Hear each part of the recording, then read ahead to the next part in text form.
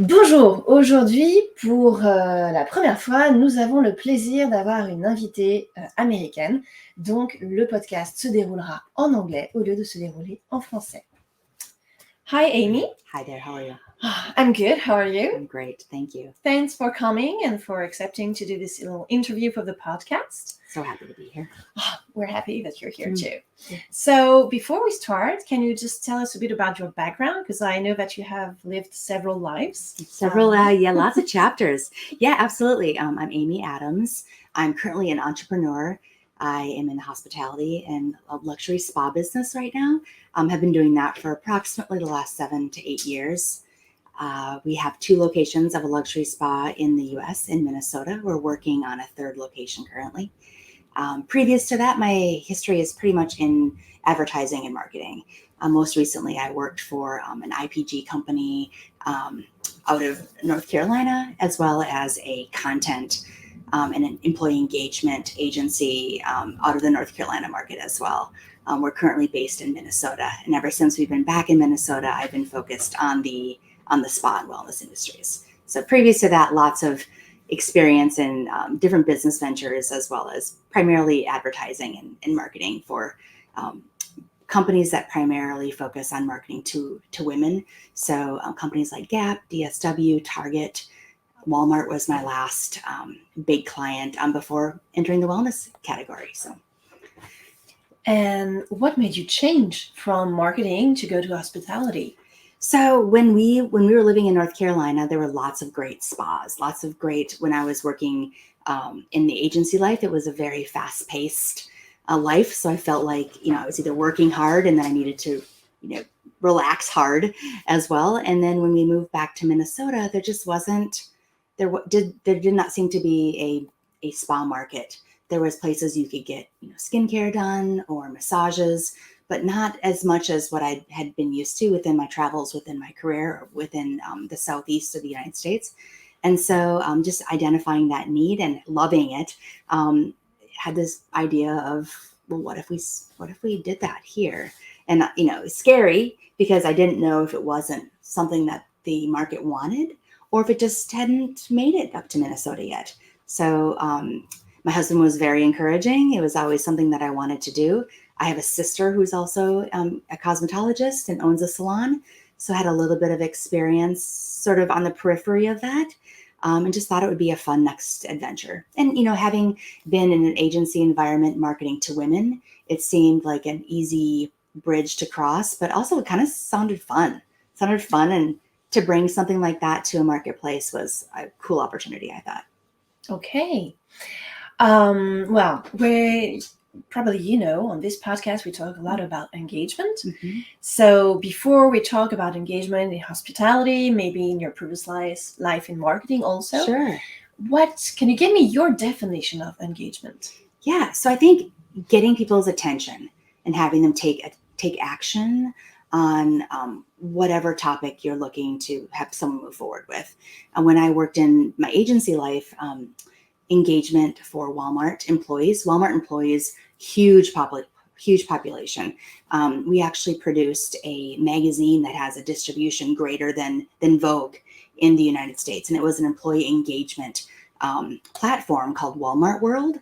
And it sounds kind of silly, but Walmart has a hugely engaged employee base, and just with so many employees, keeping that many individual engaged with a brand and engaged with the values of a brand meant, big dollars. It meant big dollars in their stores. It meant a great connection with all of their vendors. Every vendor, in the US wants to work with Walmart, with that type of distribution. So for me, it was really just challenging my team to find creative ways to have this huge employee base stay engaged and care and share and understand the values, in that case specifically about Walmart. So for me, it's about presenting a topic and having people care and take interest and action in that topic. Okay. And so can you give us just a few little secrets that you had, for example, for Walmart? Sure. So I think the biggest thing you can do is speak to those that you're looking to communicate with. find out what's important to them, bridge that connection between what's important to them and what's important to the company, having a mutual set of values and goals, and giving people simple ways to take those values and put them into action. So specifically with Walmart, it would be, we would outline, a calendar of engagement that we would have by month, and we'd connect vendors to it. And it provided, perks as well as events, ways for employees to contribute. I think if you can get them to understand that we care about them and what's important to them, and then you kind of draw that line to what's important to the company, it creates, engagement as well as, loyalty. I think that if you can do that by understanding who your audience is and what's important to them, I think at the end of the day, people care about themselves. They care about what's happening at home and what they do with their friends and their family, and their work is important to them as well. But I think it's just finding ways to connect the two, finding a way to activate what's important to them and align it to your initiative as a company, I think really is the best way to do that. And we did that through, we did research. We were actively in the market engaging with employees. I was frequently in stores. I was also connected to our vendor community and finding out what their objectives were, and really then finding employees to connect those objectives. And those seem to be the initiatives that were the strongest. Okay. Knowing the situation now in the US, but also worldwide, since the pandemic, like people want to stay home, lots of them quit their jobs. Right. How do you see this from your point of view now that you're an entrepreneur, that you have people to manage and so on? Oh, absolutely. So being in the wellness and self-care industry, especially, in the US, obviously safety and wellness and, having our guests and our staff feel secure is really, really important. Have them feel safe in the environment. So the first thing we did from a spa and from a hospitality perspective was I spoke to my employees, making sure that we were putting steps into place so they felt safe at work. I said to my employees, I said, as it relates to the pandemic and feeling well and safe at work, whether you're scared or whether this doesn't concern you at all, wherever you are in that spectrum, I want you to feel comfortable coming into work. And I felt like everyone felt differently about it. And so starting with my employees, I knew that they had to be there every day.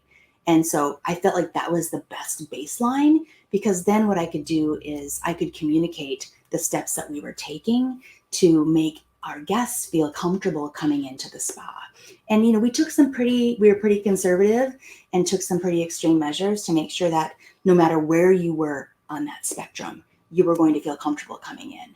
And if we could get our guest from a hospitality and from an engagement perspective to come back once and build that trust, we knew again that they would come back.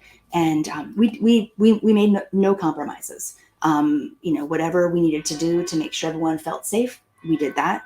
And we continue to do that. And I think that as we sort of evolve and we see how people feel, now that the pandemic is less of a topic every day, it's still just making sure that, every day, are we doing our best? Are we creating an environment that our staff feels great and safe? And are we setting that standard for our guests? And then communicating that. I found that the pandemic really taught me that even though we're doing it, like in my business, the sanitation that we would do, or the separation, or the things that we would do in between each guest, we knew that we were doing it, but I never before had the reason to communicate that. And so I felt like I learned through the pandemic that there were things that we were just doing that were normal to us. But if you came into our business, you might worry that we weren't doing those things. And so although it would have seemed weird 5 years ago to speak about those things, now it just seems smart. It just seems like good business. And making sure, that we were always at the forefront of not cutting any corners. And I felt like if our staff felt comfortable, and everyone on our staff, we had staff members that were very concerned, did not want to come back, did not want to leave their homes. And then we had others that were like, I'm done with this. Get me out of my house. From a hospitality perspective, having people work from home has actually been a great thing for our business, because our business used to be much more on peak times. So holidays, evenings, weekends. Well, now that people are working from home, we want to have them have the excuse of, hey, between your meeting at 1 and your meeting at 3, you could come into our business. So being smart about how we do that, I think has been great for our business. We've seen in the US that people are returning to the office more than they were previously. So we're having to sort of divert back a little bit to what we did before the pandemic to make sure that people are still taking care of themselves, during the week time or the non-peak times as well. But I don't know, I think just communicating those things with employees, taking feedback, not being afraid of that feedback, and then just making sure that we're communicating to those that are vested in making decisions, whether they want to, be a part of our business or not, understand what we're doing in all aspects. And have you seen among your customers, maybe new customers coming, or a difference in the types of experience they expect to have in a spa? So, I think that we've always tried to have a very high level of, guest excellence in our spas. So I do think, though, that in the wellness category, what I have noticed is it's always about the quality of the service. So you always want to have a quality service. But typically the things that set us apart, or that I think make people return from a hospitality perspective, is how everybody makes them feel. Not just the therapist who's performing the service, but how they were greeted when they walked in. Did we know them by their name? Did we have their appointment correct? Did we give them the tour so they're comfortable in the spa and they know where they're supposed to be? I think it's the whole package of making sure that everyone feels so welcome. We like to think about inviting people into our business like you would invite somebody into your home. So like if you're having a guest over, you're preparing in advance, you're anticipating their arrival, you're preparing for their arrival, we set up, ready for them.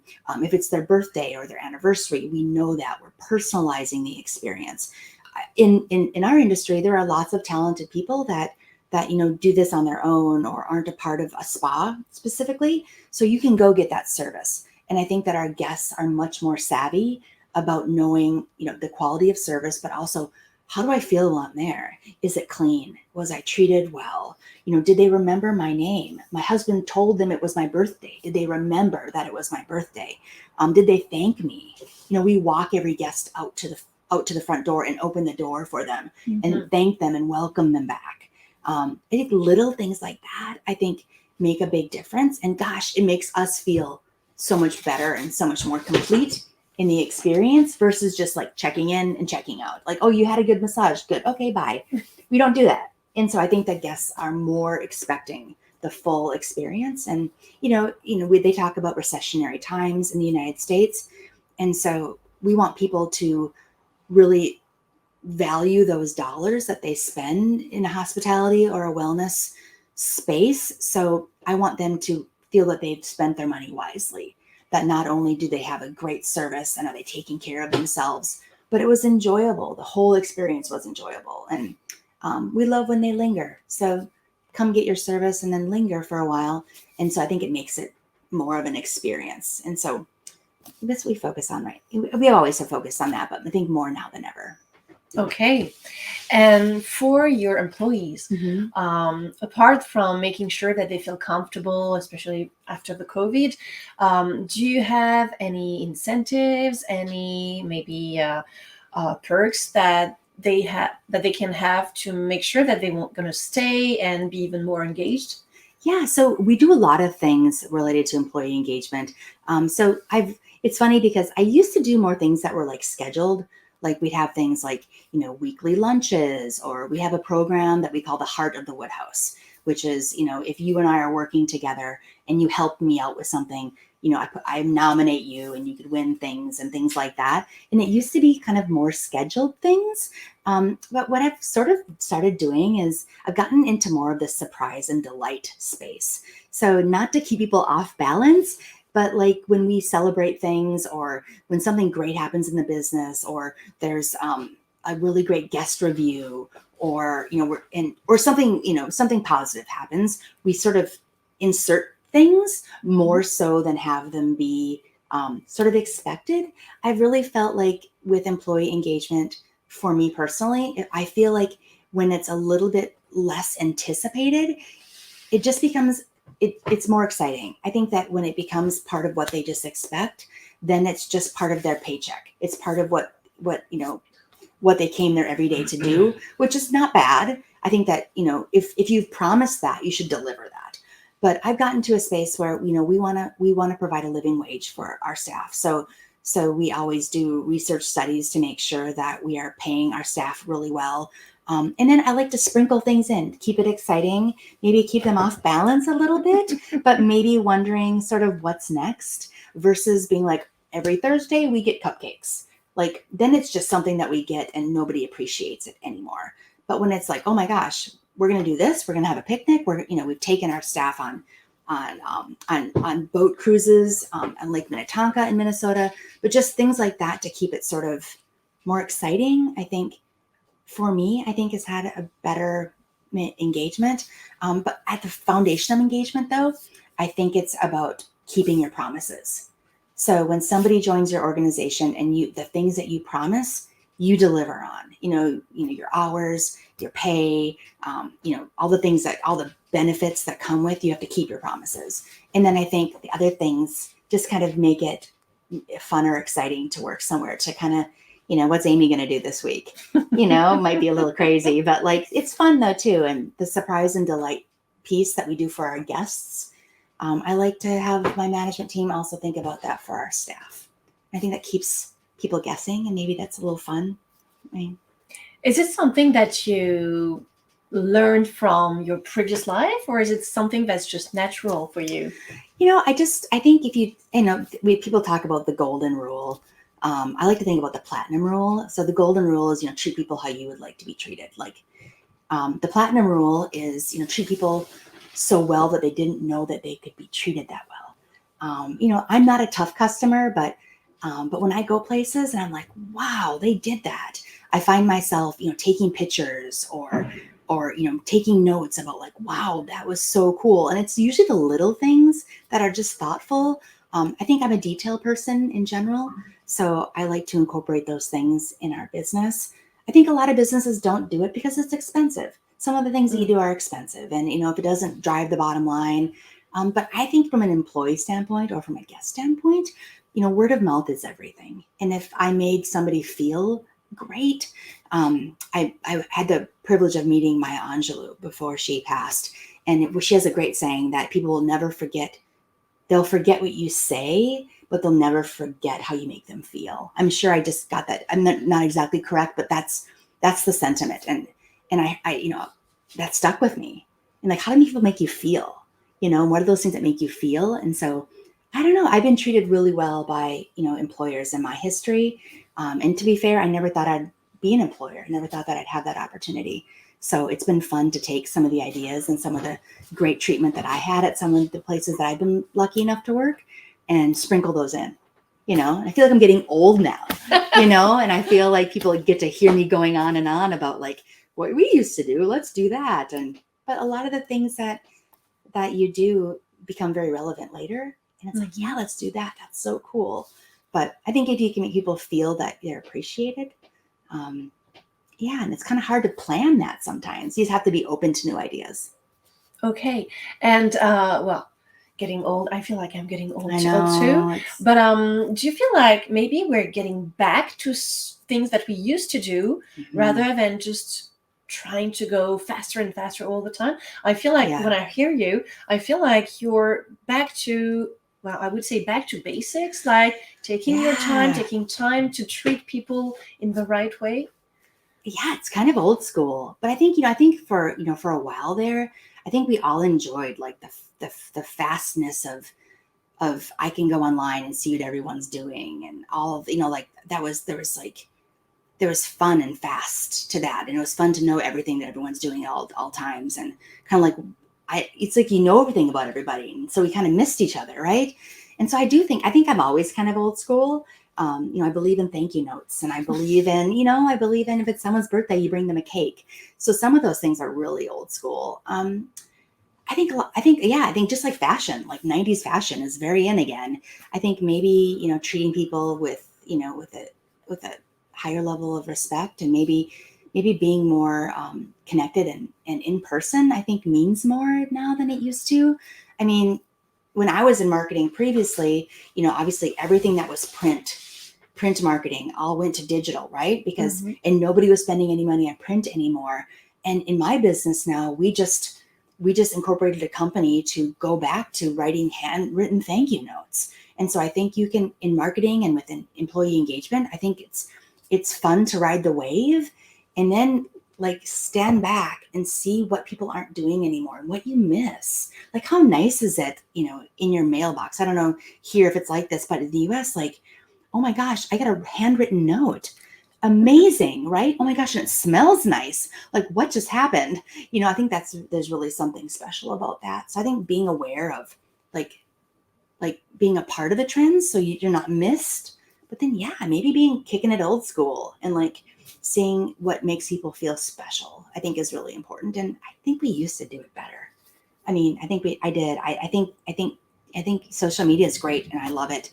And I love how connected we can be. I can text with my mom from Paris, but maybe I think some of those old things matter, I think. And talking about social media, how do you use them today, maybe to engage your customers, to engage your employees also? Yeah, so we use social media, obviously. Our guest set is a little bit older, so like 35 to 60 years old. So, just being aware for us, being aware from our customer, sort of where they are. So we're still on Facebook, Instagram is important. Some of the newer technologies, TikTok isn't even new anymore, but we don't have a lot of engagement on TikTok. Maybe it's a little bit more now that, I'm on TikTok now, just because I was worried about what my kids were on, but now I'm like, okay, this is kind of fun. So, kind of figuring out where my audience is from social media perspective. But we sort of keep it down the middle still. We use Facebook, Instagram. We do have a TikTok account. And then we use obviously our website, and we still do email. Email is still really, really important to our business. But I don't think social media is going away. I think just like outdoor advertising was, I don't know how many impressions we see in social media right now, but it's really hard. And with all the different algorithms changing and kind of trying to keep up on the game of like, when do you spend and when do you back off and what type of content, and if it's video content or if it's a post or it's a story or whatever. So I have individuals a lot younger than me that are much better at me, at much better at this, that are doing it for me. But we want to stay relevant and we want to be timely. In our business, social media is great for immediacy. If we need, email is great for immediacy as well. But if we're looking to fill a spot or we have a promotion, social media is great. We like to celebrate on social media, and we like to do promotions on social media. So Facebook, has great engagement for our audience still, which is, who knew? But Instagram is, important to us as well. But there's lots of like Nextdoor and all these others that are sort of secondary that, don't have quite the pull, but I think it's as baseline now as any basic marketing tactic that we have. And is there someone special just a unique person that handles your social media, or is it also something that maybe all the employees can? Yeah. So but employees. So from an employee perspective, we used to have a Facebook group for our employees, and now we use some applications. We use Slack right now, but there's Zipline and some of these that we're looking at to move forward to balance both communication as well as project management to engage our employees. But our employees are involved in some of the creation of our content, especially in TikTok. It seems like they have most fun with that. Most of my employees are a lot younger than me, so that's kind of they play more in that space. But I do have a marketing manager locally who's wonderful. Who I trust her fully, and she we make sure that we play with some of the trends and what's trending on TikTok and Instagram. And I trust her fully with all of that. Our corporate office also does some of our branding from a social media perspective. So it's nice to have both kind of the branding, the constant of the branding, and then sort of the localization and the immediacy of some of the other trends and promotions that we sort of intermingle with our social media platforms.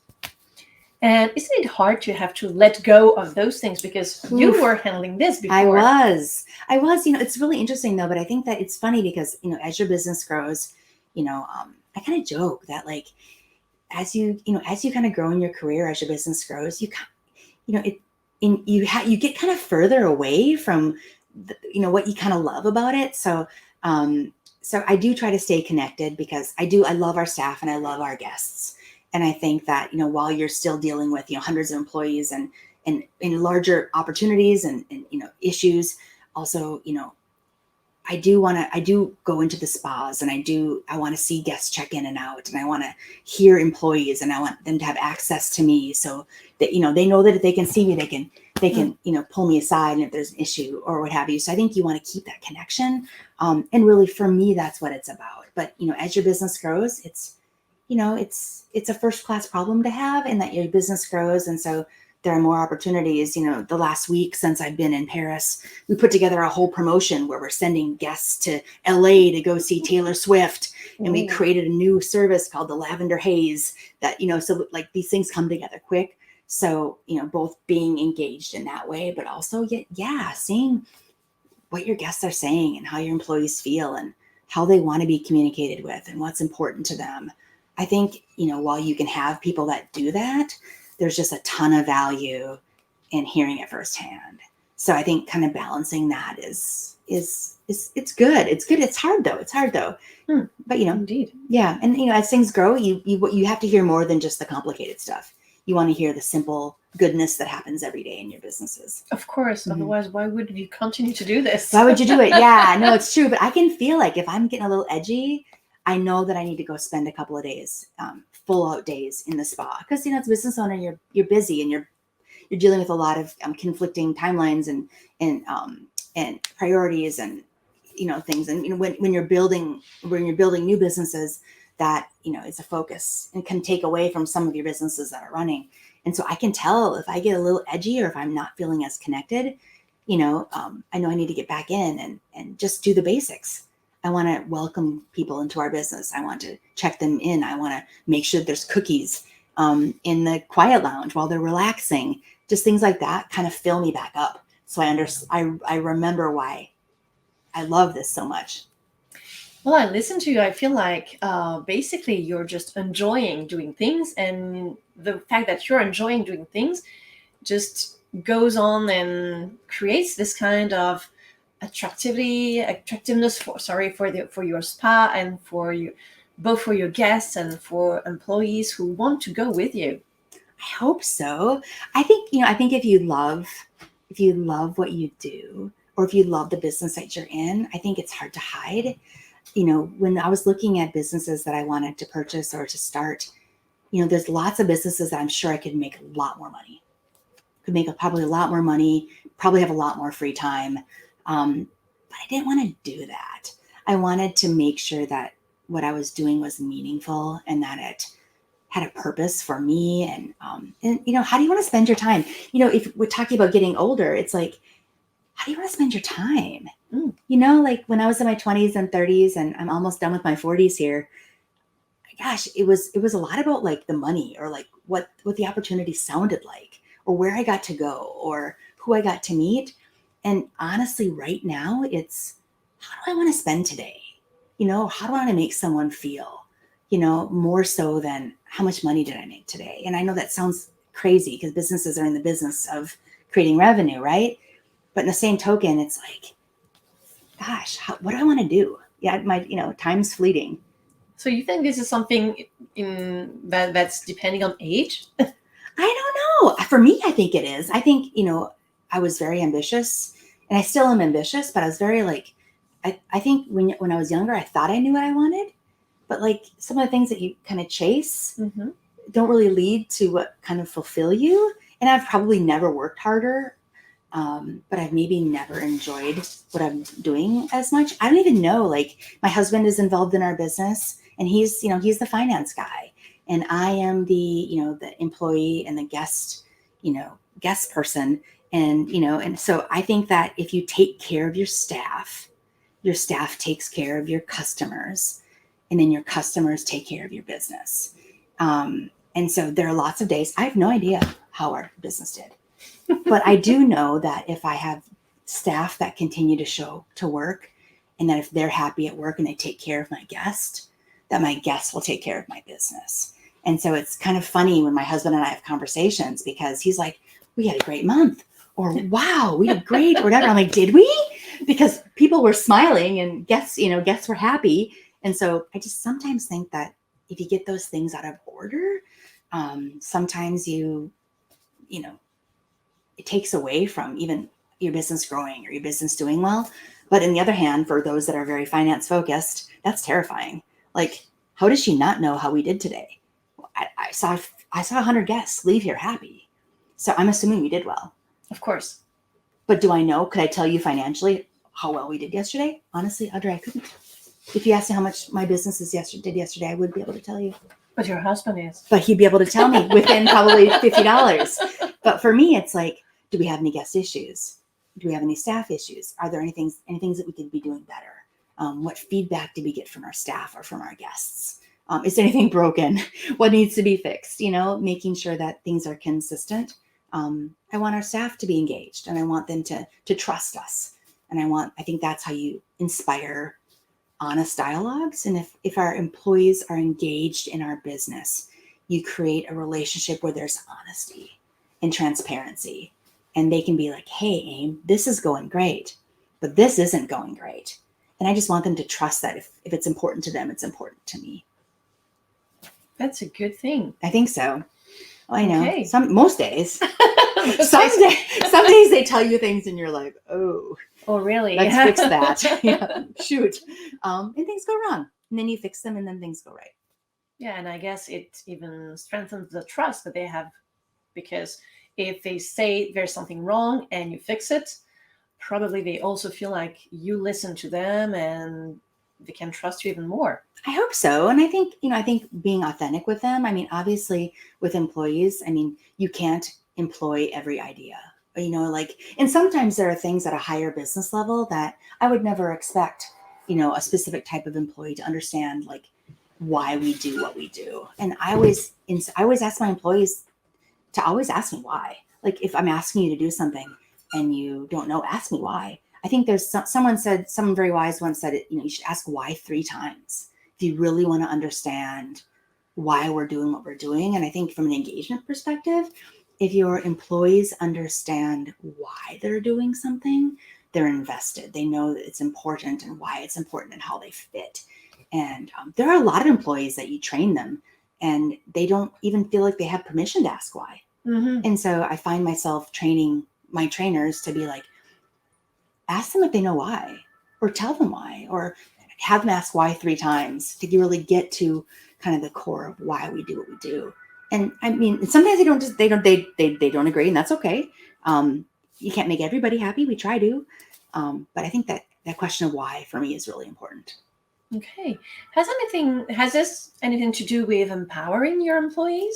I think you have to empower your employees. That's for me, that's a balance. As a business owner, that's really hard, because in one hand, I don't want to feel like I'm burdening them, because there's hard stuff every day too, right? Like, there's good stuff and there's bad stuff, and stuff's hard and some is easy.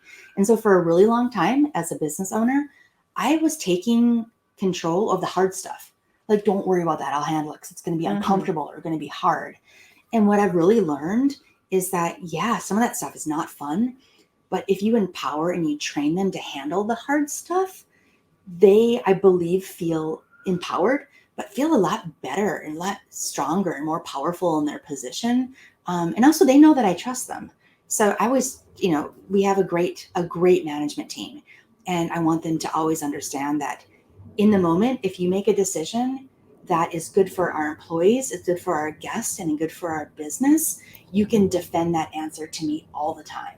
Because in that moment, I might have acted differently, but not that my different is better. And then I want you to share with me how you handled it, because the more experience all of us can get, because people are different. And in the hospitality industry specifically, I would love if I could train my employees for every scenario they're ever going to, handle. it's impossible. You can't. You can't even think about all the scenarios. Not even close. And so like, I don't want them to feel like I've thrown them off the deep end. But I think that if they understand why we do what we do, and then they feel empowered in that moment to, within the scenario, for them to really be empowered to, something, I'm going to balance this with what's good for my business, what's good for my guests, and what's good for my staff. And then you have to make a decision. And then communicating that to me as a manager, you're never in trouble for making a decision. And I will always support the decision. Not like if I maybe would have handled it differently, then we can have that conversation. But like, I'm just happy when people handle things positively. And if we have a customer that leaves the building happy, that is the win. You always want to look at the long-term relationship with employees and with customers. And so if at the heart of the answer, that's what they looked to achieve, that's right by me. And if we can all learn from it, then great. So but a lot of that we have, within our social media channels for our employees, we actually have channels where people, full disclosure, this happened, this is what I did. And then my staff will comment, be like, that was great. Have you thought about doing this? Or this happened to me once and this is what I did. And so it's kind of like continual learning, but it's also supportive because when you're in hospitality, people are emotional sometimes, most of the time. It's the best day or the worst day of their life. And so you're dealing with people in that moment. And so it's hard. You have to kind of like keep your cool. I say, put ice water in your veins and just, be chill and just, have empathy and consideration for how they feel. And if you can't help them, you thank them and you let them know that, something, I'm going to have Amy get back to you, or I'm going to have Caitlin get back to you. So there's always the next level that can handle it. Or that if it's sometimes just too stressful too. And, employees have to know that it's okay to have a limit. And if you don't feel comfortable handling something or empowered, that you have a support system and stress goes down, Of course. Yeah. What's cool about being a business owner though, as it relates to empowering, is that you're the buck stops. And so I know that any guest that I speak to, any employee that I speak to, that I have the ability to make it right. And I think that, when you work for someone else, you're kind of always working within parameters. So like teaching your employees to feel comfortable in that way is important. But as a business owner, I really have learned to appreciate that I want things to go well and I want our guests and customers to be happy. So I go into any conversation, no matter how stressful it is, knowing that I have the ability to make this right. And that's really cool. So is it sky the limit? Kind of is sky the limit. Especially in the business that I'm in, as long as we don't hurt anybody, or that's my biggest fear, is that I would never want anyone to get hurt under our watch. But, if somebody didn't enjoy their service, or if they weren't treated as well as honestly we expect them to be treated, obviously I can't take everything back. But what I can do is I can show optimism for the future, and I can show empathy and concern and care that, that things didn't go the way that they had anticipated. And then I can do my best to make it up to them. And I think that just acknowledging, like, we can do better. I've said that a lot of times to staff and to guests, that in the moment, sometimes we aren't our best. And we're in a human business. Hospitality is a human business. And so, gosh, it's just like being able to step back and without ego or pretense and just be like, yeah, we can do better. Let me show you. And most people I've found, if you genuinely feel that way, and if they can tell you're being sincere, I think that they'll give you a chance. Some of our best customers are those that we did terrible. The first, you know what I mean? Just, we did terrible. Like, everything went wrong. And we, as much as we wanted things to go right, they just went wrong. But we showed up and we were honest, and we genuinely wanted to make it better. And honestly, those are some of our best guests. And, God love them for coming back and giving us another chance. And I think, but that's what hospitality is though, right? It's Definitely. I'm trying to show you the best of me. Today I'm going to show up in my best way that I can. But in human business, I show up better some days than others. And so do our employees. And so I think if there's some consideration given to that, obviously a standard has to be set, but some expectations. And then if that consideration is given, I think it goes a long way. If I would talk about strategy, I would say you have definitely a people-centric strategy. Definitely. Is this just for the hospitality, or is it Mhm. something that you brought with you from the marketing and advertising industry? That's hard to say. Yeah. So, I mean, from a marketing industry perspective, I think, working at an agency, whether it's an idea or a platform we're creating or a campaign, it's maybe less people centric. I think you have to, again, get back to how your campaign is going to make people feel, because I think that feelings and having their attention makes them act. And I think that, in any type of marketing, any type of campaign, you're looking for action, right? Whether they're buying something or they're attending something or they're interacting with something. So I think that it's all about that. In my former career, perhaps it was more about creating action within a budget, or creating making sure that revenue was made. I've always thought about marketing as an investment. I always say, I don't have a marketing budget for my current business, because I think that no good idea goes unfunded. Mm-hmm. If you think of marketing as an investment, you're not spending any money. You are literally investing in your business. And, from an agency perspective, that was very much the mentality of when I was presenting an idea. It wasn't just a whiz bang. It can't be whiz bang. It's got to be something that drives results. And so I'm a very empathetic type of a person, and I know how things make me feel. So I just always tried to put myself into the shoes of the target market that I'm looking to engage, and what's going to make them act. How is this going to cut from all the other clutter they're seeing and make them care? And making someone care about something is difficult. Yes. It's really difficult, right? Why? Especially today. Terrible. People are just self-centered. So it's Yeah. What's in it for me? Totally. But if you can look at it from their perspective, what's in it for me? And why should I spend my time on this? Why would I want to be a part of this? I think that that's the best first step, versus just, working in an advertising world and marketing world, I've heard tons of good ideas, tons of really clever, great ideas that never got funding because it didn't drive results. And so, anything that can be taggable, trackable, as well as cutting through and being innovative, I think that's the winning formula. And it's not easy, because, in testing different things and trying different things, even in my little businesses, we're always doing A/B testing on things to see, what message cuts through, what's most motivating. And it's not always the most generous offers or the most generous things that are the most motivating. Sometimes it's that they're creative, or that they're unusual, or that they're really relevant, that makes things really stand out from the rest. But yeah, my former job was much more about, this is my budget. What do I need to drive? What's my timeline? Good, fast, and cheap. Pick two of the three, because you can't really have all three. But now with a business like I have now, it feels a little bit squishy, in that it's like, well, what do you want to do today? And let's try it. And, but from an agency perspective, I didn't have that luxury. Of course. Mm-hmm.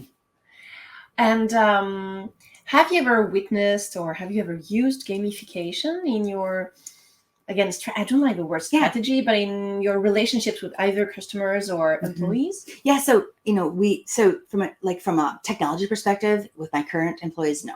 But do we have incentives? Do we have things that, we ask questions about, or ask for certain actions, and, things like that, especially like around the holidays and things like that? Yes, absolutely. With our guests, a lot of times we will do engagement strategies within social media for them to, it's sort of a game where they'll tag people, or they'll contribute content, and then then we'll select a winner, or have a prize for that type of thing. In my former life, though, absolutely, like there was applications that were used that would track employee results, that would reward them, provide badges and things like that to keep them moving along a path, and that was really motivating. I would love to have a more formal way to do that with my employees currently. I don't know that there is one that, we should create one. We should create one for my employees. But I think keeping people engaged and creating, entertainment plus results is the answer. If it's fun and we don't know that we're all moving along the same path, then it's great. There are companies in the US that I know of that I find myself engaging with. Which ones? Starbucks for Ah. me, it's just a game. You know what I mean? Like I'm collecting stars all year long, and then the game is to see how long. So I collect stars there's stars all year long. They just started expiring their stars, so that's upsetting. But I used to collect stars all year long, and then the game was to see how long into the next year I didn't have to buy a coffee. So like, so working in the advertising world, I was traveling a lot. I had a lot of clients. So I was spending a lot of money on the road at Starbucks. So, I mean, there was one year that I collected stars all year long, and then I didn't buy a coffee until May. Wow. And I get coffee almost every day. So I was, people, when I hand them my phone with my app, they're like, you've got 16,000 stars. Would you like to use a reward today? I'm like, nope. No, wait until next year. Yeah. But I think, all the, obviously airlines were in this business a long time ago. The whole miles thing, that's gamification. It's creating loyalty. American Express, I think, does a good job of it. American Express just upgraded me based on, me kind of gaming my membership rewards points. So I don't know if that's the same thing, but yeah, making it fun. I mean, literally now, with Starbucks specifically, now you can't even qualify for their gaming unless you activate it in your email. So, double stars days, or, during the holidays, you get music or what have you. And just little stuff. It's kind of silly, but it's funny. My daughter laughs. She's like, Mom, you have 16,000 stars. I'm like, yeah, they started expiring them. So we have to have 6 coffees this week, or else I'm going to lose those stars. And she's like, all right, we're going to Starbucks 6 times. But, finding out, where they are, making it easy for them and making it fun, I think is the key. But yeah, those are just some companies that I particularly, if I can get free travel, I traveled to Paris for free, based on my, my spending, on Amazon, on American Express. So for me, I gamed my way to Paris for free. That's fun. So basically spending is a game today. Spending is a game. It is a game. That's kind of, don't tell my husband. But yeah. I won't. Yeah, spending is a game. Don't tell him not to listen to the podcast. Yeah, but being smart about it. Those are some of the, talk about, social media. Those are some of the, my whole feed on TikTok is about gaming my purchases, and being a business owner, I spend a lot of money. And so, funneling those into ways, that I can benefit my employees or benefit my family. All the time I'm using, gamification to, we give, $50 gift cards, for all those things I mentioned, like the contest that we do with our staff. I use gamification on my business spending to get those rewards for them. So, so I'm handing out $50 gift cards for things, for every anniversary, for every whatever they do. And that doesn't cost me anything because I'm gaming my way to those things. So it's kind of fun. And now, so my gamification is now motivating employee engagement in my business, right?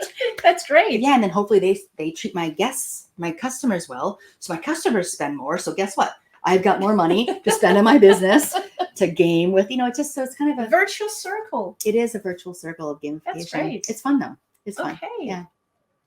What would be your advice for someone today who would launch a new business in hospitality or in another field, and whose biggest problem would be to engage new customers, to attract the customers and to retain them? Yeah. So I think, attracting customers, to me, I think is the easier part. So I think attracting customers is making sure you're spending your marketing budget really well. Whatever your budget is, make sure you're spending it really well. I think being present, I think meaning something to your community is really important. It depends on what kind of size of business it is, but like in a business my size, we want to mean something to our communities. So we attract a lot of new guests through contributions that we make to charitable causes and, and being present in our community. A lot of our marketing initially was in support of a lot of community efforts and events, being present as an owner, shaking hands and, inviting people in. I think there's also, those personal connections I think are really important. For me as a small business owner, being involved in entrepreneurial groups where we support one another and learn from one another, I think, and applying that to your marketing, I think is really smart. And just being really, really kind of start broad and then narrow in. From a retention perspective, I think it's all about delivering on your promise.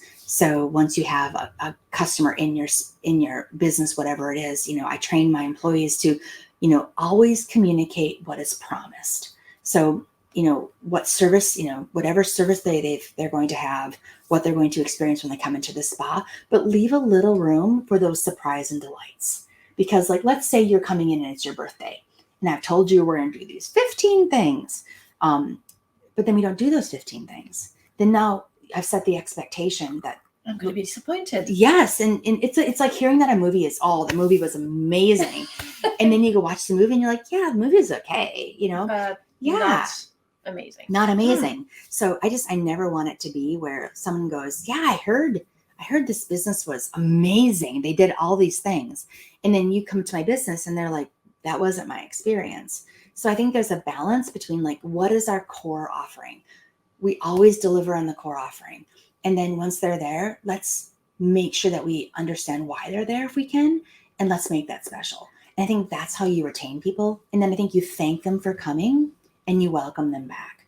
And if they haven't come back within a certain, whatever the predetermined amount of time would be, you re-engage with them, either, as personal of a way as you can. And obviously the size of your business determines how much, you can do that. But for us, word of mouth is everything, especially for hospitality and personal services. I mean, whenever I'm traveling anywhere or want to go do something in that perspective, I'm asking my friends that I know are the most savvy, like, where should I stay? Where should I eat? What show did you see? Like, it was just in New York. What show should I see? Where should I stay? Where should I eat? And so that means a lot more to me than what the Yelp review is. Of course. And so, yeah, so I think kind of balancing that. But I think it's hard when you're first starting out because you don't know where to spend your money. You just dumped a bunch of money into your business and you want to pay people right and you want to do all the right things. So just prioritizing where you spend your money and then being intentional with it, I think is really important. Okay. Well, when I hear you, I think that whatever you do, you're looking to create this little wow effect.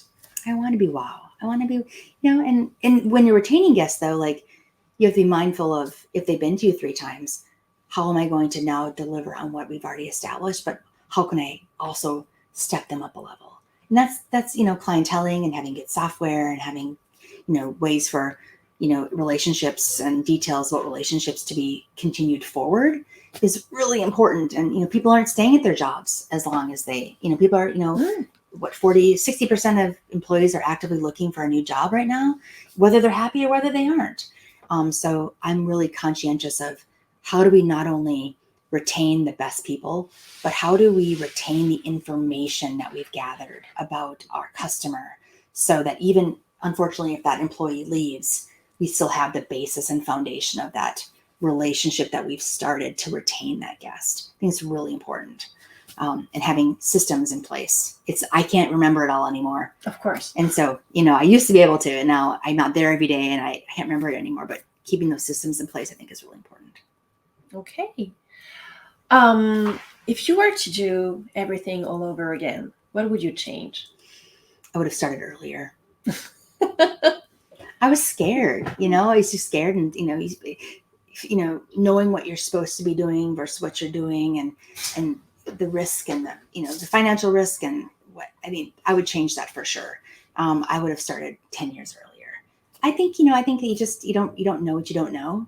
And it's scary, taking that first leap. Even, we started this business when I was 42 and wow, I see those that are even in my industry that are starting, in their 30s. And I'm like, yeah, you go. Like if I could be, now, at 42 versus at 52, that would be amazing. Just, start chasing the lifestyle and the kind of work you want to do as early as you can. And don't worry about the money. Don't worry about that. Because I think if you're passionate about it, I think that the risk is much less. But yeah, honestly, for me, if I could change anything, I would have started a lot earlier. Okay. Would you say you have fun in what you do? Most days, honestly, most days are fun. I do sort of believe that your day is kind of what you make of it. And I think that as you get more experience too, I think you realize that not all day of every day is going to be fun. But you have to be able to sort of encapsulate those moments. Like something great's going to happen every day, and something that's disappointing is probably going to happen every day. If I spend my time focused on the disappointing or on the frustrating, then I've ruined my day, and then I'm not having fun anymore. But I think also if you're leading a company, you have to be very cognizant of, you sort of to set the tone, like I don't walk through my businesses stressed out. I won't come into my businesses if I'm stressed, because I know that that is contagious. So I do. I think I have fun in general. I think when you love something though, I think it's hard to always be up, because I think the highs are higher and the lows are lower. Because when you really love something, if you have a bad moment, maybe it hurts more, whereas if you're just okay about something and it's like had a good moment or a bad moment, you can kind of get over it faster. But as a business owner, this is your baby. I still treat it like it's my baby. And so like the highs are high and the lows are like, and I'm like, I got to bounce from that. But if you can learn from it, if it's a bad day, it can still be fun.